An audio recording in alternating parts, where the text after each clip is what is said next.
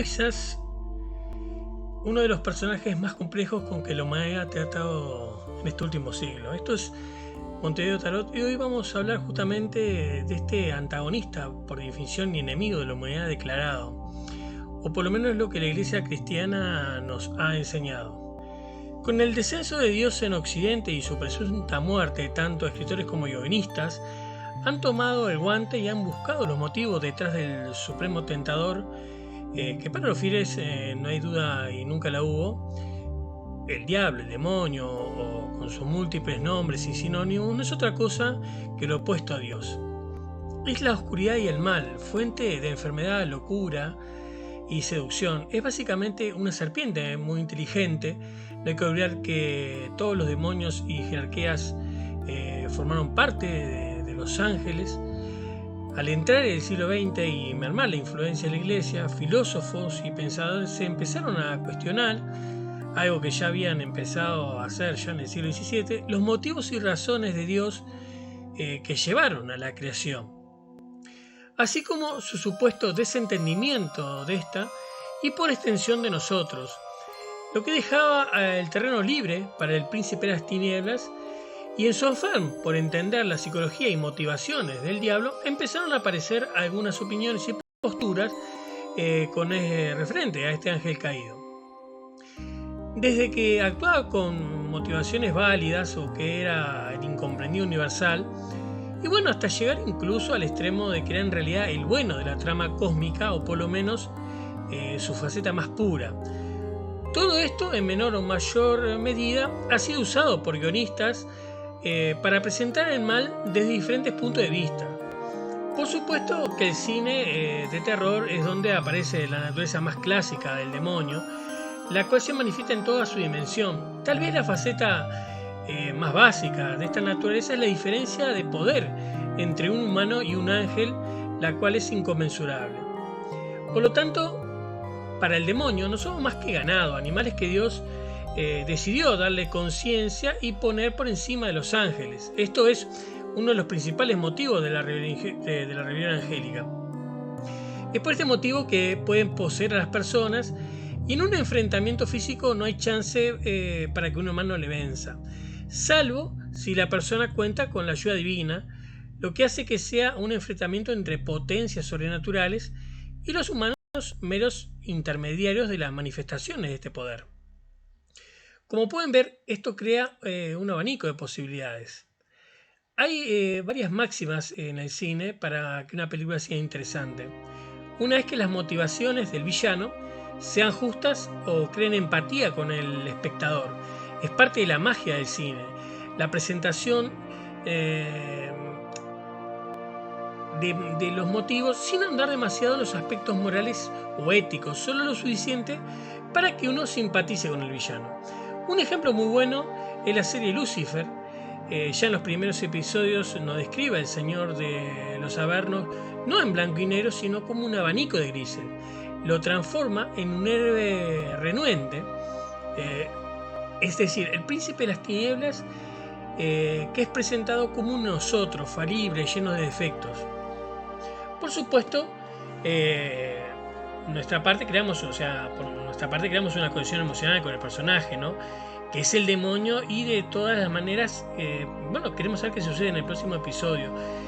Todo depende en última instancia de la habilidad de lo que escriben los guiones para hacer interesante la historia.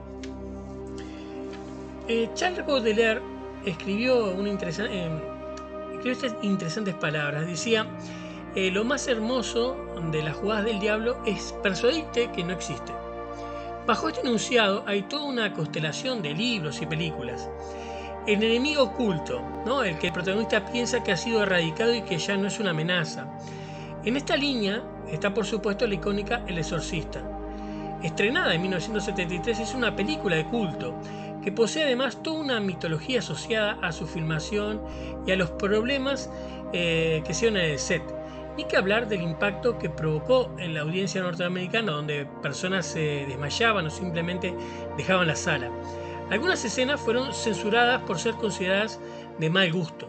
Sus efectos especiales, mecánicos y sin la ayuda del moderno CGI, son simplemente brillantes y han envejecido muy bien. La atmósfera por momentos ominosa, eh, de un antiguo demonio que está poseyendo el cuerpo de una niña. Bueno, en la trama nadie piensa o cree que sea un demonio, sin duda es algún trastorno psicológico, alguna enfermedad mortal. Este, Aquí la premisa del enemigo oculto está usada muy bien. Desde el inicio nos damos cuenta que no oculta su naturaleza malévola, cómo manipula a los sacerdotes y sus debilidades. Es un enemigo desde el principio a fin. Incluso su nombre, Pazuzu, suena como una amenaza. La lucha contra este invasor es tremenda y el final es inesperado, lo que deja al espectador incómodo y haciéndose muchas preguntas, lo que es básicamente lo que es en las buenas películas. 50 años después, en este año, en el 2023, se estrenó El exorcista del Papa, con Russell Crowe, como el sacerdote Gabriel Amort, un padre exorcista real de la curia de Roma. La película es entretenida y tal vez su aporte más significativo es la propia vida del padre Amort. En este film trata el tema que muchos de las posesiones, tal vez el 90%, son trastornos mentales. Lo que realmente le saca el sueño al exorcista son los restantes 10%. Este sacerdote ejerció durante muchos años el puesto de exorcista, escribió varios temas al respecto y dio conferencias hasta su muerte, a que sea en el año 2016. Aquí el diablo es un enemigo muy duro de él, con el cual no se puede dialogar. Esa posibilidad no es solo impensable, es pueril. Sus motivaciones son muy oscuras y lógicamente incomprensibles para los mortales, y no le interesa en absoluto cambiar su naturaleza o discutir argumentos en contra de su conducta disipada. Él es simplemente lo que siempre ha sido, el mal. En esta misma línea es la profecía con el personaje de Demian Thorne. Fue estrenada en 1976 y daría lugar a 12 entregas más. En este caso, no es la mera posesión de una persona, sino el nacimiento del mismo anticristo. La película lo presenta en esa etapa donde se supone que estaría más vulnerable cuando es un niño. La actuación de Harry Styles como el taciturno hijo del embajador norteamericano y supuesto anticristo es fenomenal, considerando que para esa época era un niño de 6 años. La música de la película es una creación de Jerry Goldsmith, cuyo tema principal es el Ave Satani, la cual hace que se te paren los pelos de punta por lo densa y ominosa que es. En la película, o más bien dicho, la música de toda la película pone el tono. Aquí el poder del demonio se manifiesta de una forma aterradoramente sutil y cruel, y por supuesto sin límites. En el fin hay un par de personas que saben el gran secreto que esconde el anticristo y planean matarlo antes que llegue a adulto. Sin embargo, la tarea no es sencilla y por supuesto, si vas a matar al diablo, trata de no fallar. El niño no está solo, tiene lógicamente sus guardaespaldas infernales, además de unos padres mortales poderosos. La desesperación y la angustia van en aumento hasta el clímax de la película y su final inesperadamente inquietante. Al igual que el bebé de Rosemary, la profecía trasciende el género de terror para formar parte de la cultura pop. Hubo una remake de la profecía en el 2006, pero no pudo lograr el nivel de la original al imprimirle cierto dinamismo que carecía la película del año 76. Bueno, supongo que pensaron que lo necesitaba después de 30 años y se equivocaron, ya que la vara estaba alta y no contactaron con el suspenso de la primera entrega. Hay películas donde el demonio se presenta como un antagonista muchas veces oculto, y cuando se manifiesta lo hace con una fuerza de la naturaleza, ¿no? Implacable, inconsciente si se quiere. Hay una producción del 2014 llamada Líbranos del Mal, donde un demonio antiguo viaja de Irak a los Estados Unidos en el cuerpo de un marín. Hay una reflexión, al poco rato de empezar la película, en un diálogo entre el sacerdote y un policía, en el que el sacerdote le hace ver al policía la existencia de dos tipos de males muy diferentes en orden y naturaleza que hay en el mundo. El mal habitual, de bajo orden, que los humanos nos hacemos mutuamente, por más horrible que sea el crimen, está circunscrito dentro de la esfera humana. La malicia, que de cierta manera imita al verdadero mal. Pero el mal, como tal, el mal de primer orden, es otra cosa totalmente diferente, ya que éste busca la destrucción de la parte más sutil de la humanidad y la corrupción de la llama divina que habita en cada uno de nosotros. Sus objetivos y motivaciones exceden por mucho la comprensión humana. No olvidemos también la faceta seductora que posee el demonio, ¿no? Su presentación como la serpiente del Edén, alguien que parece inofensivo, incluso amigable y querible, el disfraz más aterrador, así como el más astuto. Tal vez la película que da mejor en el clavo en esta faceta es El abogado del diablo. Película estrenada en 1997 con un elenco soñado, con Keanu Reeves en el papel de un abogado de un pequeño pueblo, casado con una hermosa maestra interpretada por Charlize Theron. Él posee un récord impresionante de 0 derrotas, está en un caso por un supuesto abuso sexual y se da cuenta que su defendido es culpable y de todas maneras logra torcer la argumentación y ganar el juicio. Durante el festejo de la victoria se le acerca un abogado de una gran firma en Nueva York para ofrecerle trabajo. Dicha firma defiende a la élite y sus departamentos jurídicos tienen los mejores abogados de Estados Unidos. Le ofrecen un salario impresionante y un apartamento increíble en Central Park. Pero cuando la demanda es grande, hasta el santo desconfía. A medida que la película avanza, las decisiones que debe tomar van comprometiendo la integridad de Keanu hasta que no es más que una mosca atrapada en una telaraña. Todo se derrumba a su alrededor hasta la revelación final y confrontación con el mismo Lucifer. La batalla no es un despliegue de poder físico o una encarnizada lucha donde se doblan las leyes de la naturaleza. Es una batalla argumentativa y uno de los mejores diálogos logrados en este género fílmico. Es altamente convincente lo que el demonio argumenta. No hay ningún tipo de chantaje o violencia de parte del maligno, son una serie de ofertas muy seductoras y grandes promesas. No usa ningún momento ningún tipo de amenaza, ya que necesita que Reeves se entregue voluntariamente usando su libre albedrío.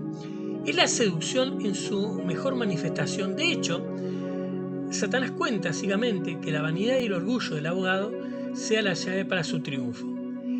Hay una línea que lo sintetiza todo muy bien, cuando dice: la vanidad es mi pecado favorito, mientras sonríe ampliamente mirando la cámara y de fondo suena Simpatía por el demonio de los Rolling Stones. Lo más impresionante es que el espectador se da cuenta de lo tremendamente poderoso y peligroso que es el personaje. Y no podemos olvidar las incursiones humorísticas donde el diablo es el personaje principal. Es cierto que no hay muchas producciones al respecto, quizás la mejor sea El diablo con el diablo del año 2000, donde un Brendan Fraser es un solitario muchacho al cual es abordado por una bella mujer interpretada por Elizabeth Harley, que resulta ser el diablo. Por su alma le ofrece 7 deseos, los cuales obviamente no tienen ningún interés de cumplir. Es una comedia liviana con un lindo mensaje final. La reflexión es que, en última instancia, todos, incluidos el demonio, formamos parte integral de un plan divino. Tal vez como un gran motivador o un fabricante de pruebas que debemos sortear para llegar al paraíso, o por simple mandato divino. Por supuesto que en una película no es una clase de filosofía o teología, o sea que solamente plantea algunas ideas, las muestra y esta termina. Las conclusiones y reflexiones corren por nuestra cuenta. Schopenhauer decía que el humor consiste en poner una cosa donde no va. Ver al demonio actuar como una hermosa mujer claramente es gracioso y desconcertante. El humor permite manejar algunos miedos que son muy difíciles de enfrentar en su propia dimensión. El humor de alguna manera le quita poder. El cine, como toda forma de arte, nos presenta algo para nuestra aprobación y juicio. Tratamos de entender qué nos quiere comunicar el artista independientemente de lo que opinemos al respecto. Por supuesto que este artículo, en este video, no se tocó ni se hizo referencia alguna a los verdaderos demonios humanos, solamente al de naturaleza preternatural,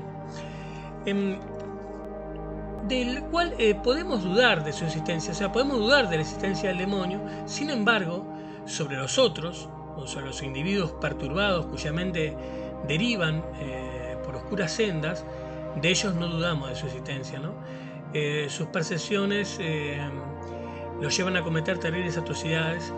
Podrán no ser demonios, pero su existencia es sin duda muy real. En este video, lo que se quiso hacer hincapié es básicamente en bueno, la presencia del demonio en el séptimo arte. Espero que le haya servido de algo. Yo soy Rubén, esto es Montevideo Tarot. Y bueno, si quieren saber más de nosotros, solamente tienen que ir a nuestra página, que ya se la mostramos ahí. Pueden contactarnos por este medio o por los que ahí están en pantalla, y responderemos cualquier pregunta o desarrollaremos cualquier tema que ustedes deseen. Así que bueno, será hasta la próxima. Los saluda de Montevideo, Uruguay. Que tengan una muy linda jornada.